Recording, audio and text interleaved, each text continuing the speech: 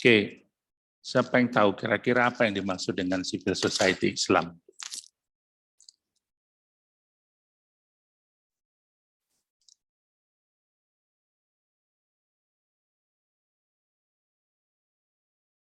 Ini ada orangnya nggak sih?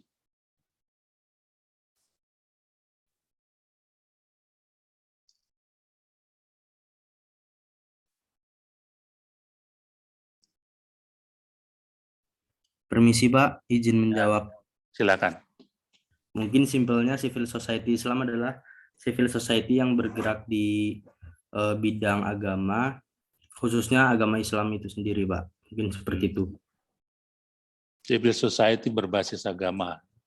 Sebagian besar orang mungkin menganggapnya kira-kira kurang lebih seperti itu. Saya mengutip pendapat dari ini Sumanto Al-Qurtubi. Kira-kira yang dimaksud dengan sipil Islam itu adalah satu istilah yang mengacu pada pengertian jenis atau keislaman ya, yang memiliki karakteristik toleran, pluralis, sekuler, liberal, demokratis, inklusif, humanis, pro perubahan sosial, berprinsip pada kesetaraan gender, serta menjunjung tinggi nilai-nilai keadaban atau civility. Ini definisi yang dibuat oleh Sumanto Al-Qurtubi. Tapi definisi ini menurut saya terlalu luas ya, tidak spesifik gitu. Ya, ini lebih menggambarkan sebuah gambaran ideal tentang sipil Islam, ya, tentang civil society Islam gitu.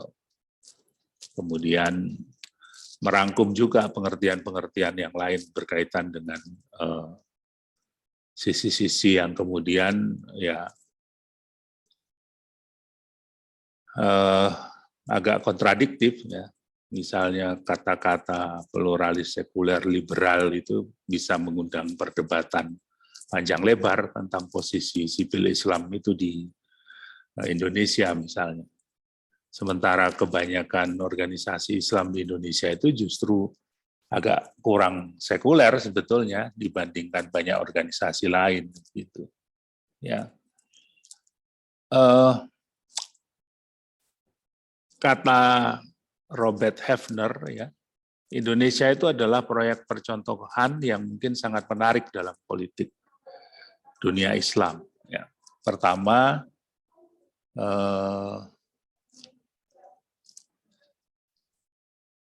posisi Indonesia sebagai negara berpenduduk Muslim terbesar di dunia, memiliki watak, karakteristik, dan pengalaman politik keagamaan yang unik, yang relatif berbeda dengan kawasan Islam yang lain.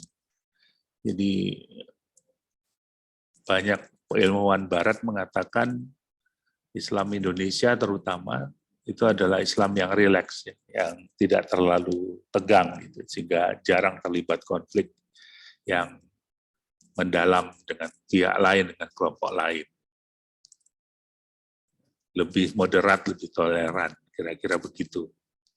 Yang kedua, kata Hefner, yang menarik juga adalah peristiwa sejarah Reformasi 98, yang bisa dianggap sebagai revolusi terbesar kedua dalam sejarah Islam modern setelah Revolusi Iran tahun 79, dan diarsiteki dan digerakkan oleh kelompok Muslim Liberal Demokrat. Ini yang menarik istilahnya.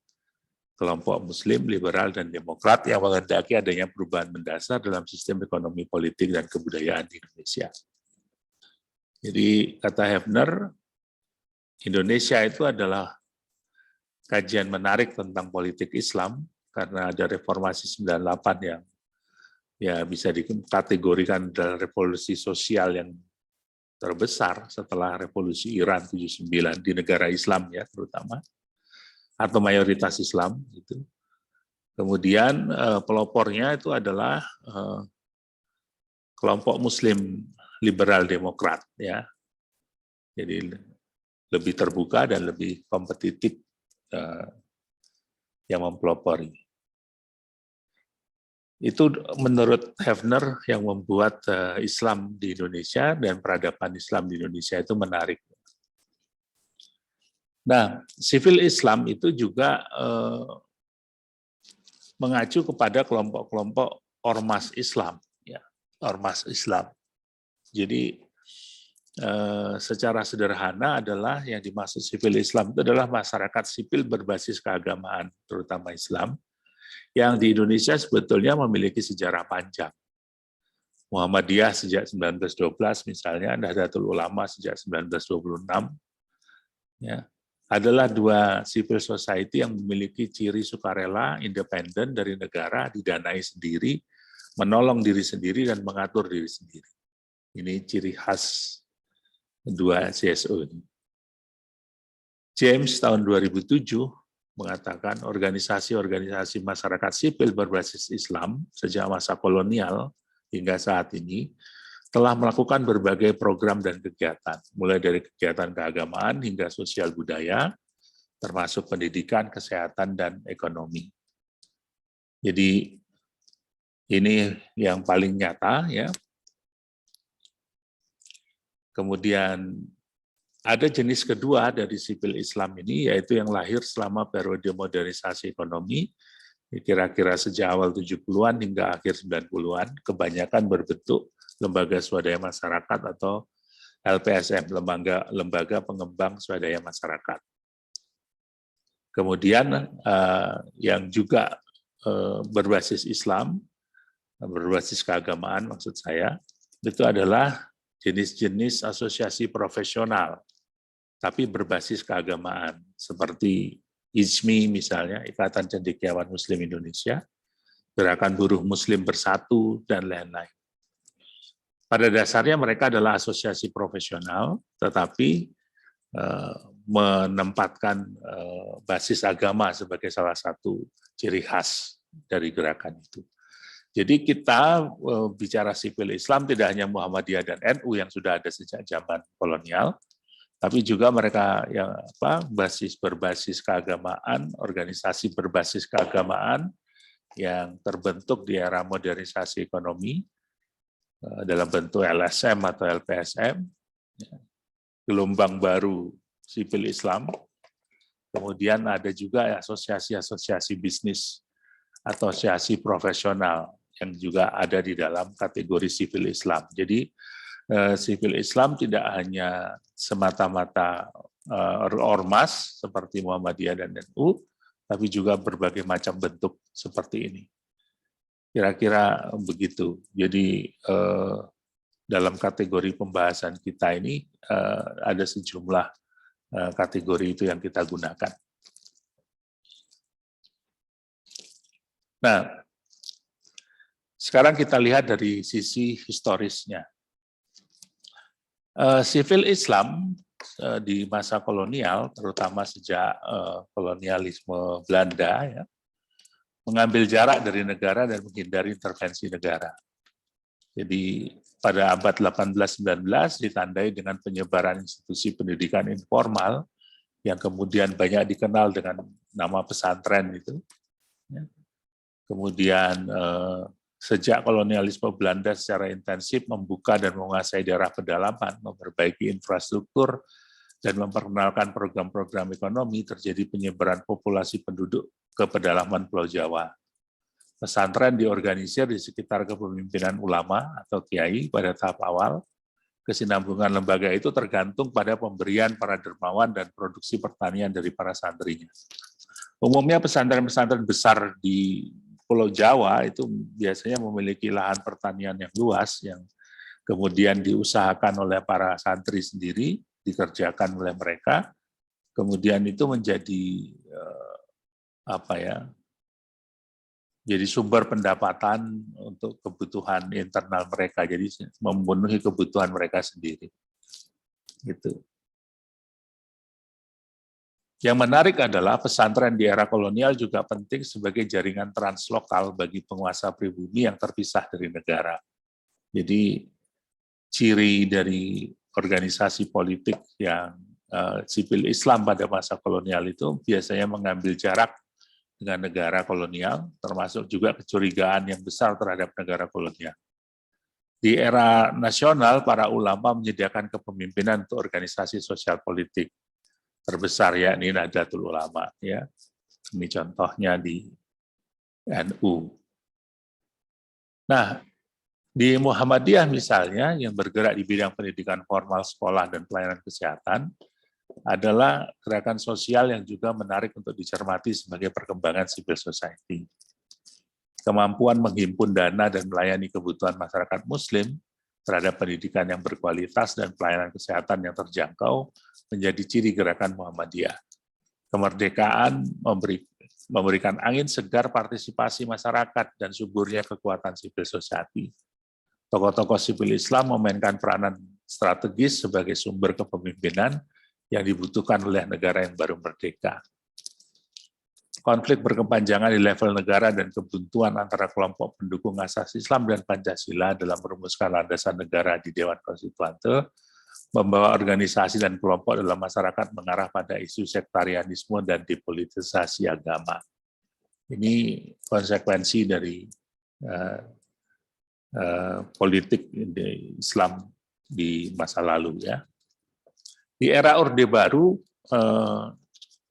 pada dasarnya ada kecurigaan yang besar terhadap Islam politik, ya, sehingga bermaksud mengendalikan politik Islam melalui berbagai cara seperti restrukturisasi partai politik hingga fusi partai. Restrukturisasi ekonomi yang dirasakan Orde Baru juga menjadikan negara menjadi aktor yang sangat dominan dan agen yang otonom yang berperan mengatasi masyarakat dan menonjolkan birokrasi serta teknokrasi dalam proses rekayasa sosial, ekonomi, dan politik.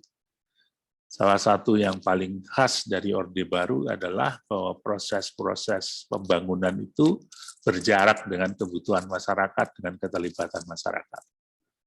Kemudian format politik Orde Baru juga berhasil menjinakkan oposisi termasuk umat Islam, melakukan marginalisasi terhadap tokoh-tokoh Islam, intervensi dan kooptasi terhadap organisasi Islam termasuk sipil Islam.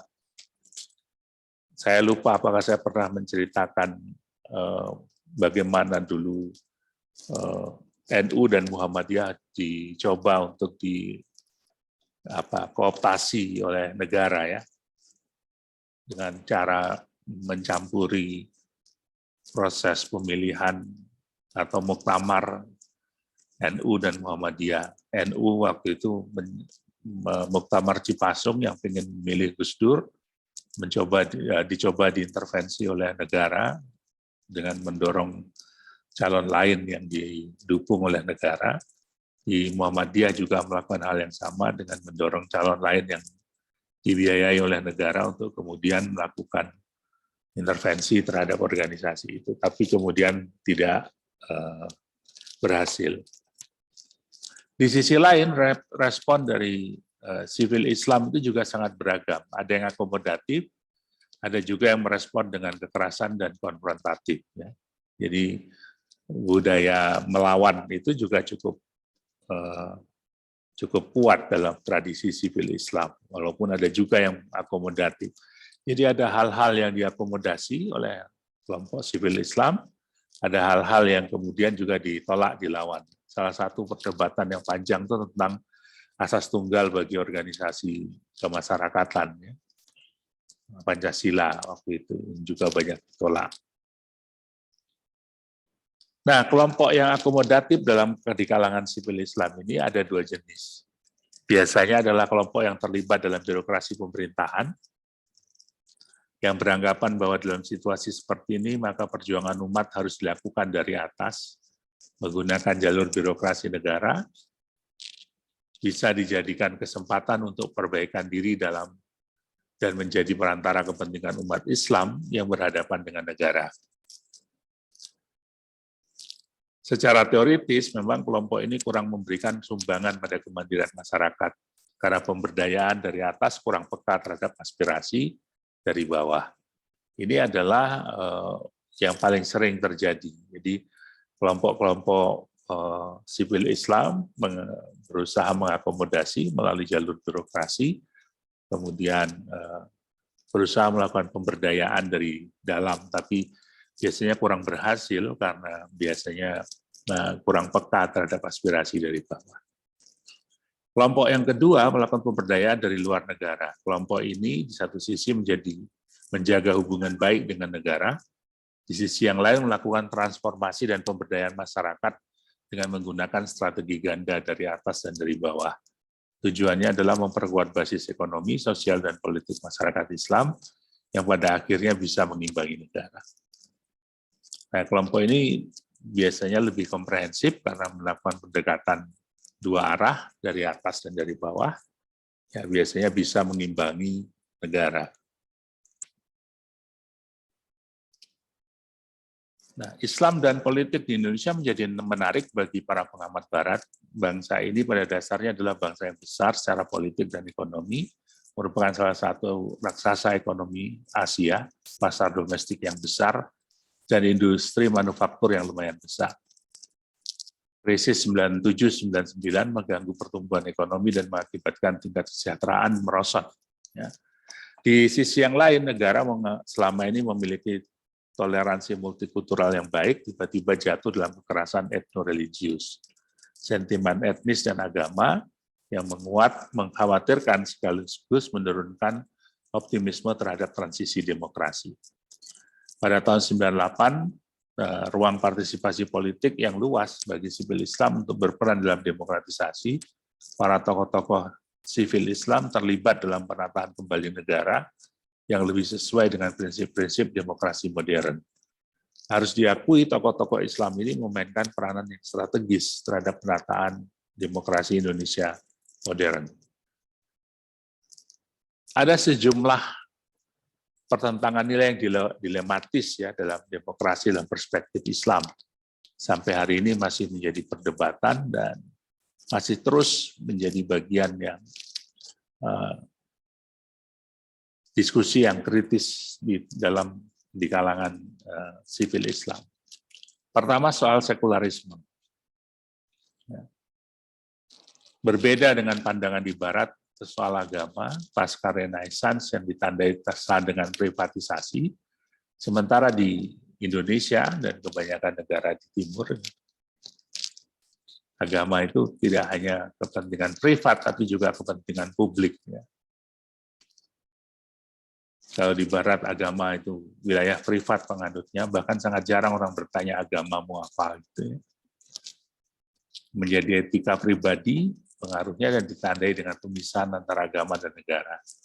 Sementara dalam pandangan Islam, sebagian besar umat Islam sedang mencari jati diri yang tepat antara spiritualitas pribadi dengan prinsip-prinsip ketertiban umum dan kenegaraan. Bagi dunia Islam yang terjadi saat ini adalah sebuah pertarungan interpretasi apa yang diambil dari nilai-nilai Islam dan tradisi Islam dengan perubahan dunia yang sedang berlangsung. Ini bagian yang tadi saya sampaikan di awal kuliah, bahwa isu sekularisasi ini salah satu isu yang sangat dikritisi oleh sipil Islam, termasuk NU dan Muhammadiyah, dan organisasi Islam lainnya. Yang kedua, soal makna sosial Islam dan siapa yang berhak mendefinisikan. Destabilisasi hierarki di dunia Muslim mempertontonkan kompetisi dan kontestasi atas interpretasi simbol dan kontrol institusi formal dan informal. Pendidikan yang massal dan pemasaran yang masif mengintensifkan persaingan, menciptakan audiens yang luas tapi tersegmentasi. Ini sekarang juga menjadi gejala di dalam umat Islam. Bagaimana makna sosial itu, siapa yang harus mendefinisikan, dan tidak ada otoritas tunggal dalam umat Islam ya, menginterpretasikan itu. Ini menarik perdebatan di beberapa saat yang lalu di media sosial tentang nikah beda agama itu. Bagaimana penafsiran para ulama, para cendekiawan Islam yang berbeda-beda, yang kemudian juga menimbulkan segmentasi, ya, salah satunya. Karena kita tidak punya otoritas tunggal di sana. Ketiga, kompetisi antara ulama yang berpendidikan klasik dengan pengkhotbah populis. Penguasa sufi tradisional dan intelektual muslim baru yang berpendidikan barat menjadi sumber interpretasi yang berbeda-beda dan menimbulkan pertentangan yang tidak sederhana solusinya. Ada yang skriptualis, dengan yang populis gitu. Sekarang tambah lagi yang YouTuber, ya, macam-macam ulamanya. Ada yang klasik, ada yang populis, yang muncul di media massa, ada yang membangun sendiri medianya di YouTube misalnya. Dan ini menimbulkan beragam pertentangan dan yang tidak mudah diselesaikan. Nah, kalau berbicara tentang peran, paling sedikit ada 6 peran sipil Islam dalam demokrasi di Indonesia. Yang pertama, sebagai tempat atau ruang publik di mana masyarakat bisa berpartisipasi dalam tata kelola pemerintahan. Tidak bisa dibantah, organisasi-organisasi masyarakat berbasis keagamaan ini menjadi salah satu yang sangat penting dalam proses ruang partisipasi publik, ya, di mana masyarakat terlibat dalam tata kelola pemerintahan. Yang kedua adalah kaderisasi pemimpin politik. Ya. Banyak sekali tokoh-tokoh dari kedua organisasi besar itu dan juga organisasi yang lain yang kemudian memunculkan kepemimpinan politik yang merupakan area kaderisasi yang sangat baik, ya. Menimbulkan peluang pengalaman menjadi pemimpin politik yang dihargai. Kemudian, sebagai pengusung aspirasi masyarakat atau artikulator kepentingan publik. Ya. Waktu Menteri Agama bilang Islam itu mestinya jadi inspirasi, tidak jadi aspirasi, menurut saya tidak benar juga. Gitu. Karena aspirasi umat Islam itu juga penting. Gitu. Nah, orang yang lupa, Menteri Agama itu lupa bahwa aspirasi umat Islam itu juga harus ada yang ngusung, kalau nggak ada ya hilang dari peredaran politik. Jadi harusnya jadi inspirasi tapi juga sebagai aspirasi, kalau menurut saya. Sebagai ruang ekspresi politik masyarakat, ya, kehadiran sipil Islam adalah bagian dari upaya untuk melibatkan diri dalam urusan-urusan publik, sehingga menjadi ruang ekspresi politik, ya bisa saja menjadi narasi alternatif terhadap negara, dan itu menjadi sangat penting sebetulnya terhadap negara. Kemudian sebagai penyeimbang pemerintah, ini tentu fungsi utama civil society, ya, mengimbangi kebijakan pemerintah, mengkritisi, mengajukan pendapat yang mungkin bisa menjadi bagian dari proses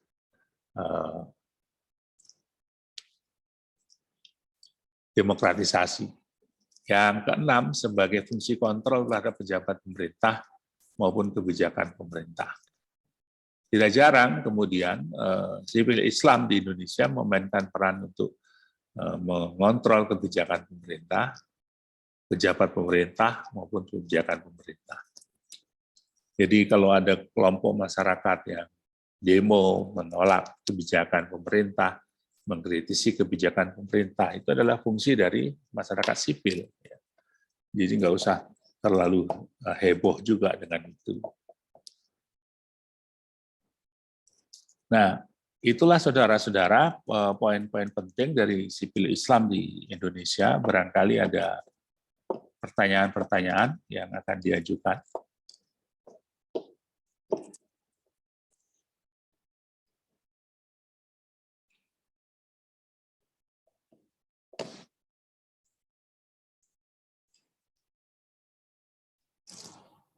Pak, saya tanya, Pak. Ya, silakan. Dari keenam peran sipil Islam ini kan berarti kalau misalnya kita berbicara tentang organisasi masyarakat yang gede, yang berbasis Islam, maksudnya CSO berbasis Islam di Indonesia kan ada NU sama Muhammadiyah. Nah, untuk berkaitan sebagai artikulator kepentingan publik, kalau misalnya dari Muhammadiyah sendiri itu contohnya apa ya, Pak ya? Banyak sekali, no? Kebijakan apa? Kesehatan, pendidikan. Banyak sekali kritik Muhammadiyah terhadap kebijakan pendidikan. Kemarin terhadap kebijakan pendidikan tentang kurikulum misalnya, itu ada kritik dari Muhammadiyah yang sangat, ketika kemudian agama dihilangkan dari kurikulum, itu kritik dari Muhammadiyah.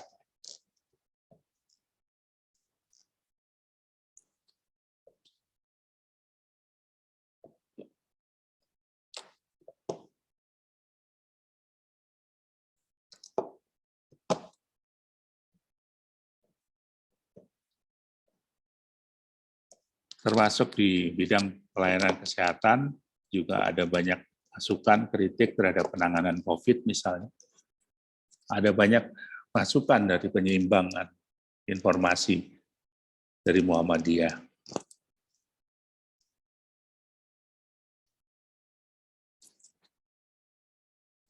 Tapi sebetulnya nggak cuma itu ya. Muhammadiyah itu kan nggak cuma bergerak di 2 isu itu, tapi juga di isu-isu yang lain.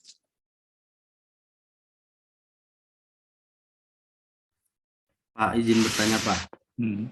Terkait dengan respon Muhammadiyah tentang Permendikbudristek yang kampus harus mendirikan sebuah lembaga untuk menangani kekerasan seksual, apakah itu termasuk artikulator kepentingan publik dari Muhammadiyah, Pak?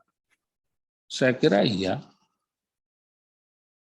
Saya kira iya, walaupun kemudian ada perbedaan pendapat soal apakah yang dimaksud kekerasan sosial, kekerasan seksual itu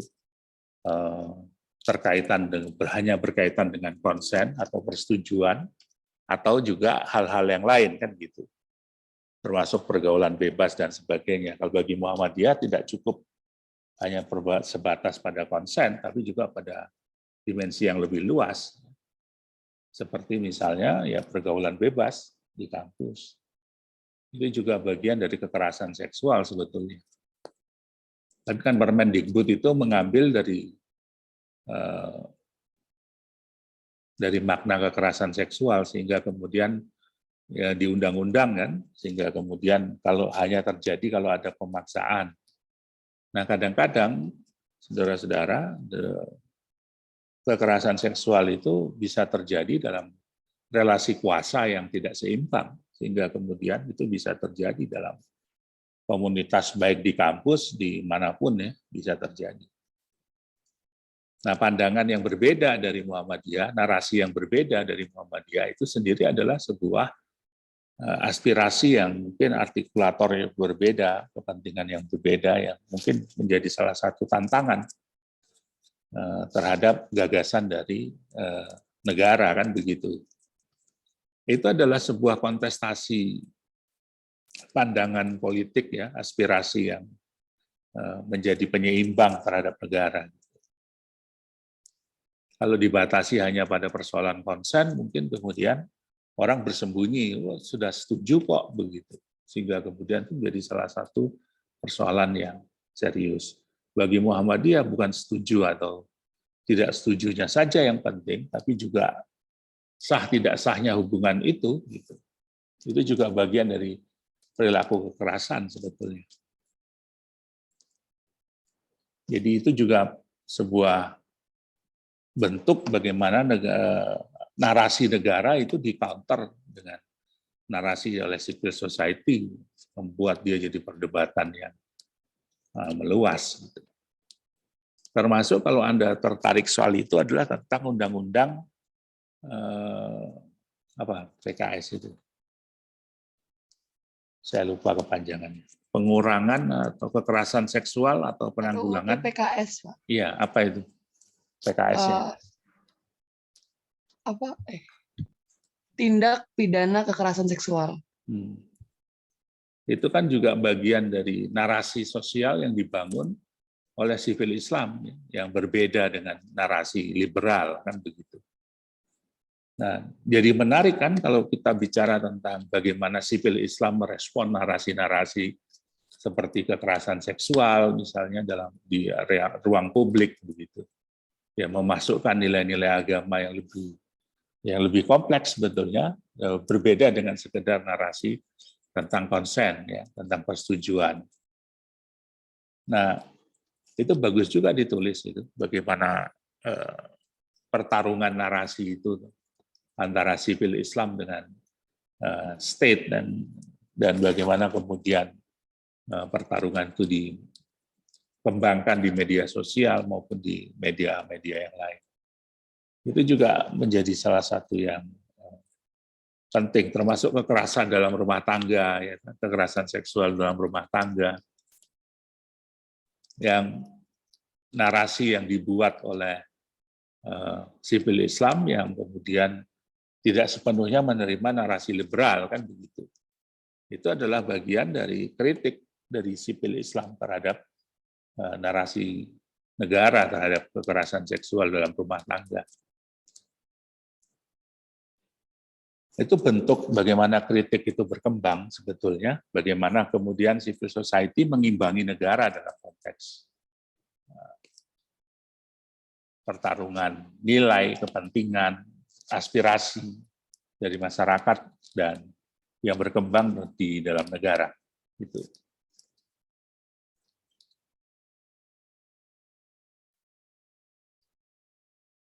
Bagus juga kalau ada yang mau nulis itu.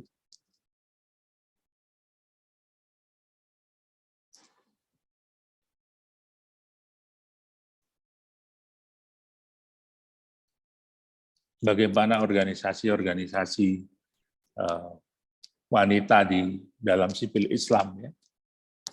Jadi ada dua basis, yaitu gender dan Islam, agama, merespon isu-isu itu kan, itu juga menarik saya kira.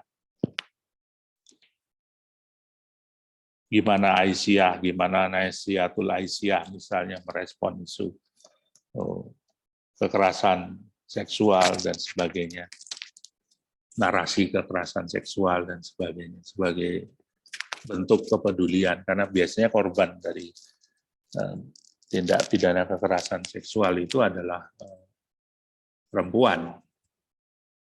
Jarang laki-laki jadi korban, walaupun ada.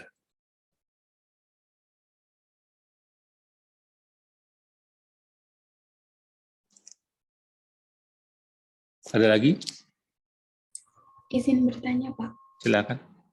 Baik, saya cukup ingin mengetahui begitu pandangan Bapak tentang pertanyaan yang akan saya ajukan. Jadi pertanyaan saya itu adalah, tadi kan terdapat dua kelompok akomodatif waktu Orde Baru. Nah, yang pertama itu kan tentang kelompok yang terlibat dalam birokrasi pemerintahan. Nah, jika ke depan bangsa Indonesia itu memiliki hal seperti itu, misalkan dari sivil Islamnya itu dari top down-nya gitu, Pak. Terus apakah, padahal tadi sudah disebutkan bahwa fungsinya itu salah satunya kan ada fungsi kontrol terhadap pejabat pemerintah dan kebijakan pemerintah.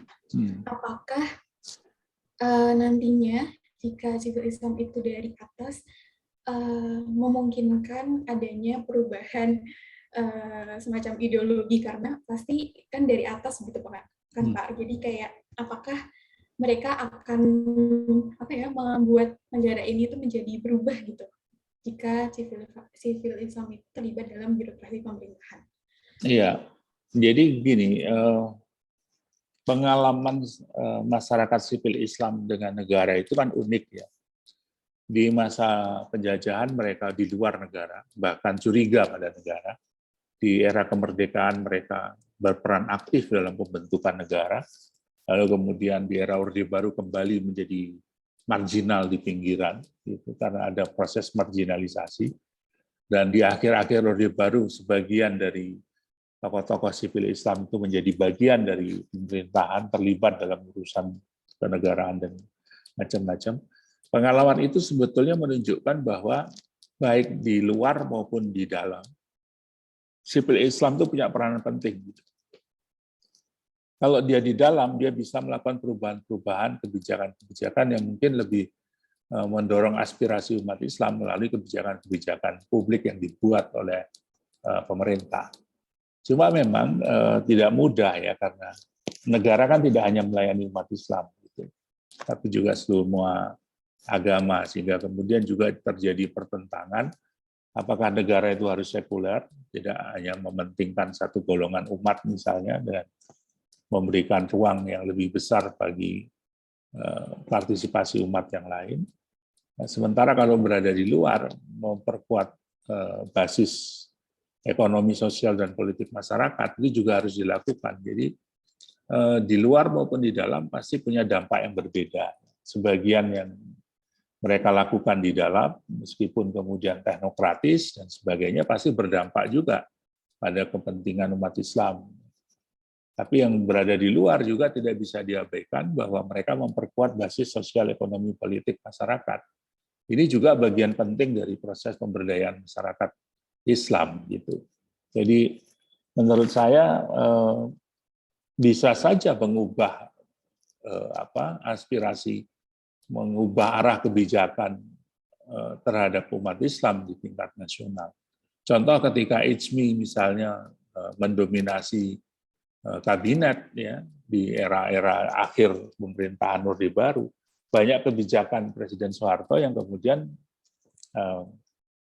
diwarnai oleh kepentingan umat Islam, dan banyak orang mengatakan Pak Harto mendekati umat Islam, kan begitu dalam konteks itu, sampai kemudian dalam beberapa hal yang nggak pernah dilakukan oleh Presiden secara simbolik misalnya, kemudian dilakukan oleh Presiden, dan itu kemudian direspon umat Islam secara positif gitu. Ya. Itu secara di wilayah simbol ya, di wilayah kebijakan publik secara umum seperti itu. Jadi menurut saya ada perubahan-perubahan ketika mereka ada di dalam, tapi juga tidak bukan berarti yang tidak di dalam itu tidak melakukan perubahan-perubahan, karena memperkuat basis sosial ekonomi dan politik masyarakat di lapangan itu juga menjadi masalah yang serius dalam sipil Islam di Indonesia. Jadi begitu.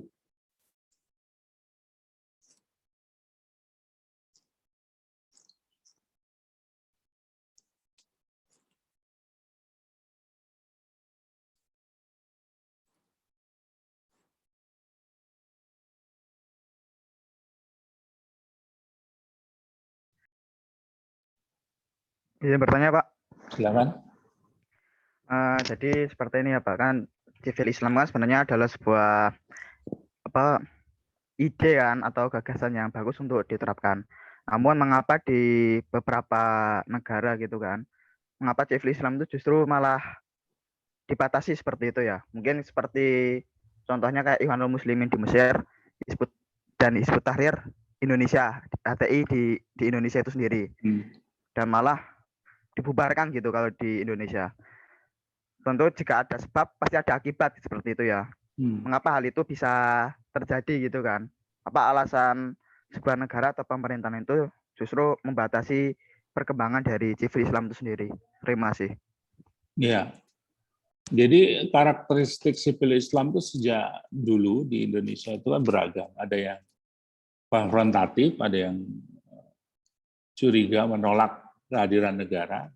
Bahkan dulu gerakan-gerakan Islam di Indonesia pun justru membuat perlawanan politik kan terhadap pemerintah kolonial.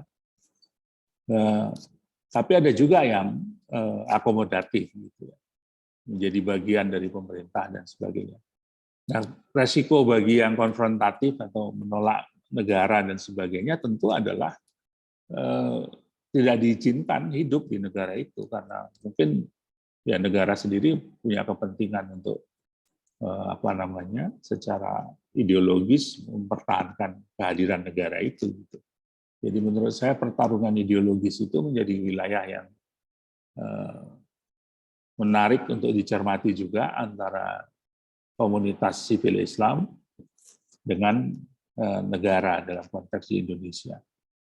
Nah, yang terjadi di Indonesia kemudian adalah organisasi-organisasi masyarakat sipil tertentu itu kan dianggap kemudian menghadirkan sebuah ideologi yang berbeda kepentingan dengan negara, dan kemudian dianggap konfrontatif dengan negara, kehadiran negara.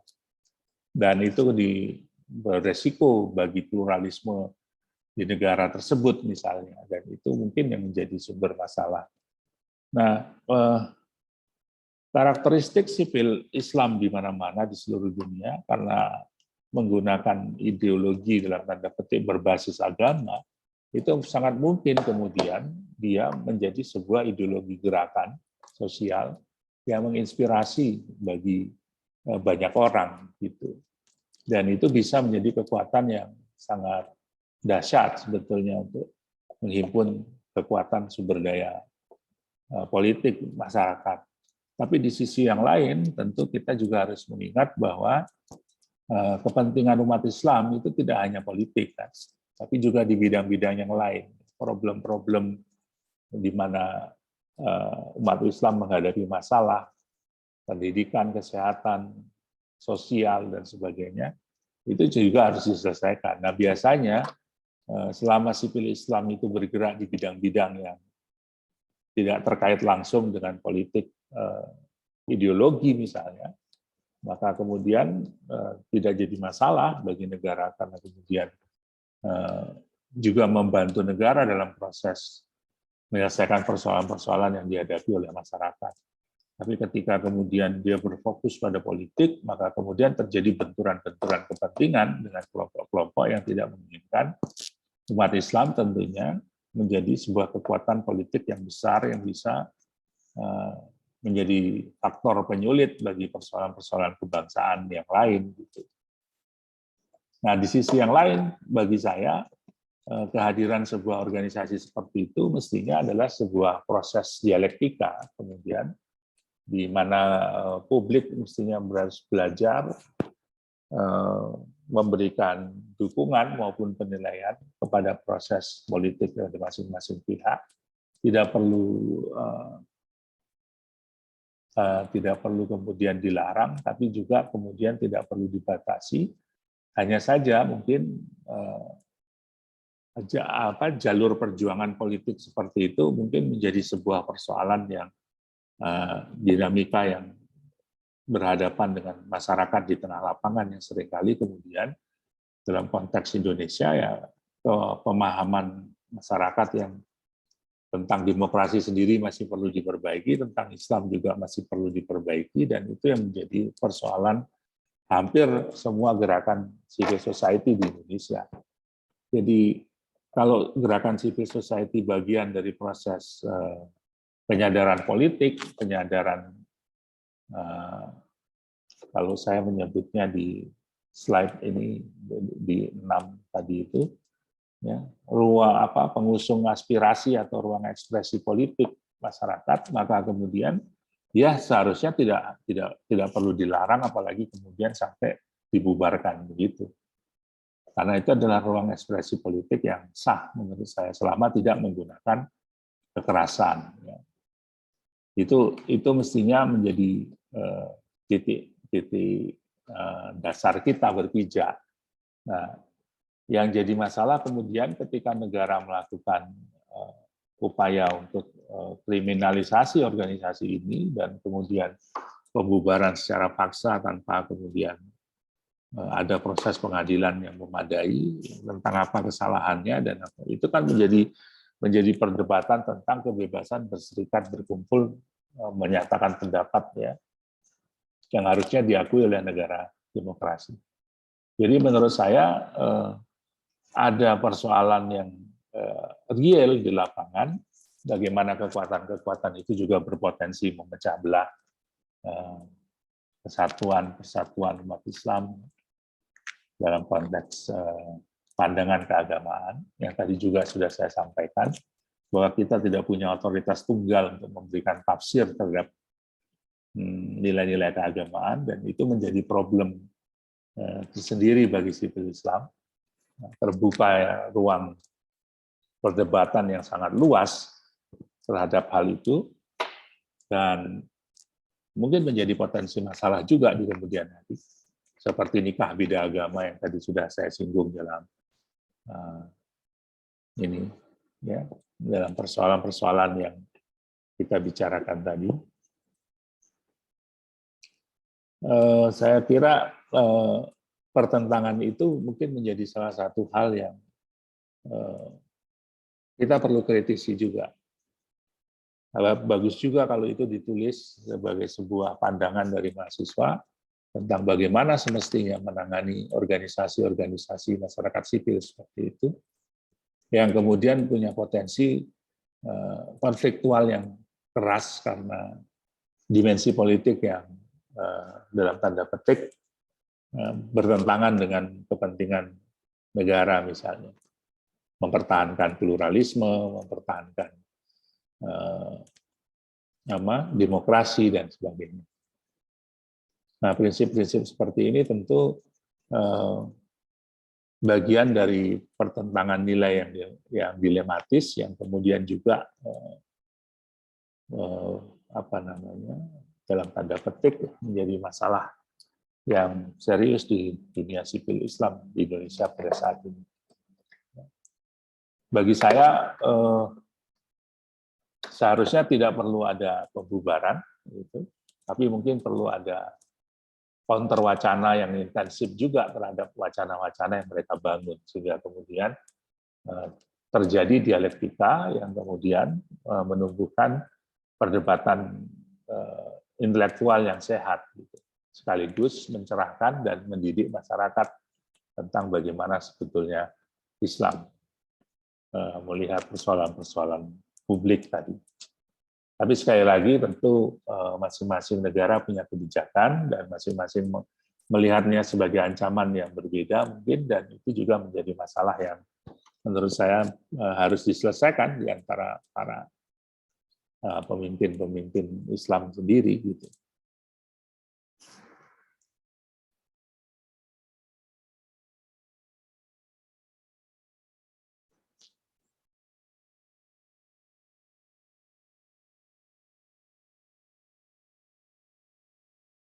Ada yang lain?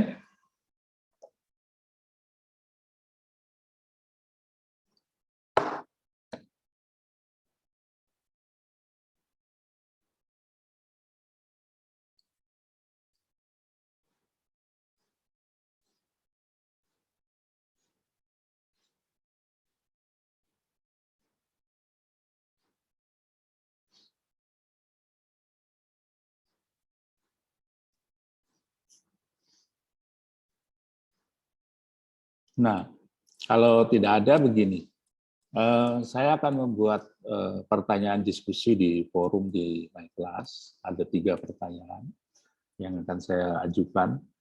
Pertama, menurut saudara, bagaimana sebaiknya relasi antara sivil Islam ini dengan negara di Indonesia? Ya, di negara Indonesia, tentu dengan dasar pluralisme tadi, ada banyak perbedaan suku, agama, ras, dan berbagai macam. Kemudian apakah sipil Islam itu harus berada di dalam negara atau berada di luar negara, atau bagaimana sebaiknya relasi antara sipil Islam dengan negara di Indonesia yang pluralisme? Itu yang satu. Yang kedua, ada banyak narasi antara kepentingan politik Islam dengan negara yang berbeda. Termasuk diantaranya adalah tentang beberapa isu sekularisme. Baik itu sekularisme pendidikan, sekularisme yang lain-lain, politik, dan sebagainya. Bagaimana menurut Anda sebaiknya civil society Islam memandang sekularisme itu dan menempatkannya dalam konteks nilai-nilai demokrasi di Indonesia?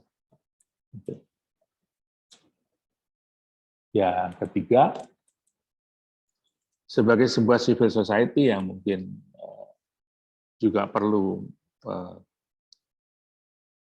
ikut terlibat dalam proses pemberdayaan masyarakat dalam pengertian yang luas, apa yang harus dilakukan oleh civil society berbasis Islam untuk lebih dapat menjadi inspirasi dan sekaligus aspirasi bagi kepentingan umat Islam di Indonesia? Jadi 3 hal itu yang harus saudara jawab di My Class, yang kemudian nanti kita diskusikan di My Class itu. Ya. Pertama, berkaitan dengan posisinya dengan negara, bagaimana seharusnya interaksi antara sipil Islam itu dengan negara, kemudian dengan budaya sekularisme, dengan nilai-nilai sekularisme. Kemudian yang ketiga, tentang bagaimana sipil Islam itu sebaiknya berkontribusi terhadap pemberdayaan ekonomi, politik, dan sosial bagi masyarakat di Indonesia. 3 itu silakan nanti didiskusikan di forum, di My Class. Sebentar saya akan buatkan forumnya nanti setelah kuliah ini selesai. Cukup jelas pertanyaannya? Yang nomor 3 tadi, bagaimana civil Islam berkontribusi bagi apa, Pak? Pemberdayaan masyarakat secara ekonomi, politik, dan sosial.